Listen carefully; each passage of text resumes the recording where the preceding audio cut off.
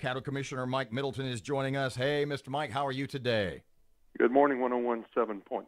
101. However you say that. No. Good job. We can't, if you don't get it right, we can't use it in promos. Oh, you do. You get it wrong every day. Doesn't matter. 101.7 FM, 710 Keel, the Keel app. Mr. Mike, you guys are voting later today to move. Well, you tell me, are we going to move the Confederate monument? What's the vote going to do? Do we have a spot in mind, or are we just voting to move, or are we voting to move it to location X?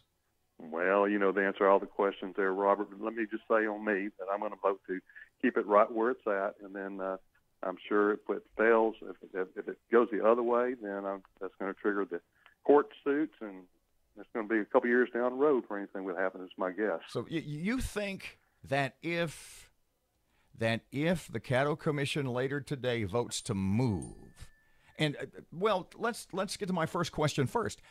If they vote to move, which a lot of people, a lot of experts, a lot of analysts around the area think they actually will, does the Caddo Commission right now have a spot in mind to move it to? Or are we just voting to move today?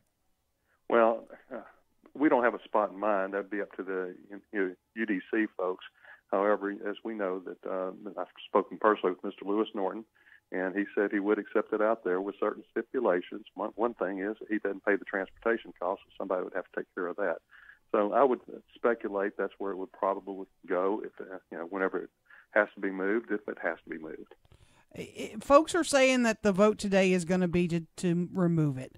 Are you hearing that? I know you're kind of an insider and kind of an insider. Yeah, I mean, folks that were on the fence are now saying we probably ought to do this. Yeah, I think it's going to be voted to remove it today, but it will not be with my vote. It'd be my dissenting vote on that. And the cost to move it, Mike, we've heard $1 million. We've heard lots of different figures. Do we know anything yet on that? No. I mean, no one. And that's again, you don't get bids on something like that until it's time. I mean, I doubt if anybody locally could even do it. You don't call two guys and move and ask them to do it. Let me rephrase Aaron's question. Or is today's vote, for all intents and purposes, symbolic?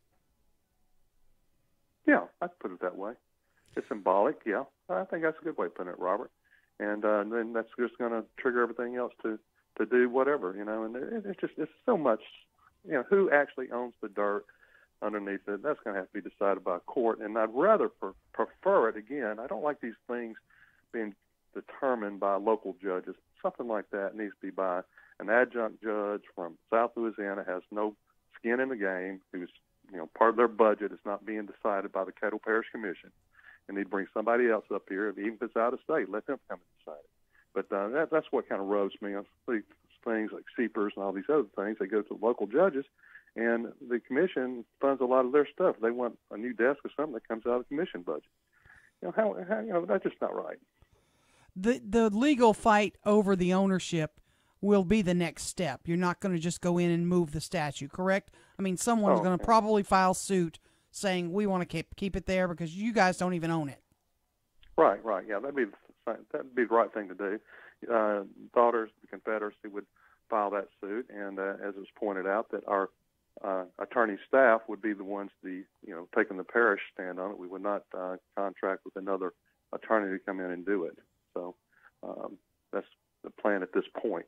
Mr. Mike, do me a favor, because you said a couple of seconds ago, you said a couple of times that you will vote later today that the monument remain. Explain why you think it should remain. Well, let's go with one thing.